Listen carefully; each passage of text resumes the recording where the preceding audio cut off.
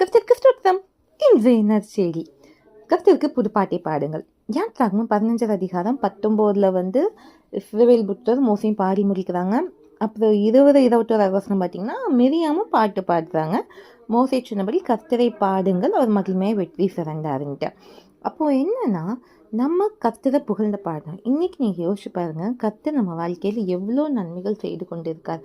அனுதினமும் நம்ம ஜீவனோடு இருப்பது அவர் சேர்த்த நன்மை. அட்லீஸ்ட் அவருக்கு ஒரு பாட்டாவது ஒரு நாள் அவரை புகழ்ந்து பாடுறீங்களான்னு பாருங்க. அவர் துதிகளின் மத்தியில் வாசம் பண்ணுகிற தேவன்.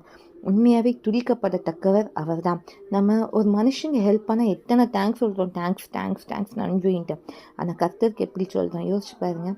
நம்மளுக்கு ஜீவனை கொடுத்ததும் அல்லாமல் நம்மளுக்கு தயவையும் பாராட்டினவர் ஒவ்வொரு நாள் நம்மளை நடத்தி கொண்டு இருக்காங்க. அதனால் இன்னிலேருந்து கர்த்தரை துதித்து பாடுங்க. அவர் உங்கள் கூட இருக்காங்க, இன்னும் பெரிய காரியங்களை செய்வார். கர்த்தருக்கு புதுப்பாட்டை பாடுங்கள், அவர் மகிமையை வெற்றி சிறந்தார். இதுவே இன்றைய நற்செய்தி. முடிந்தாகட்டும்.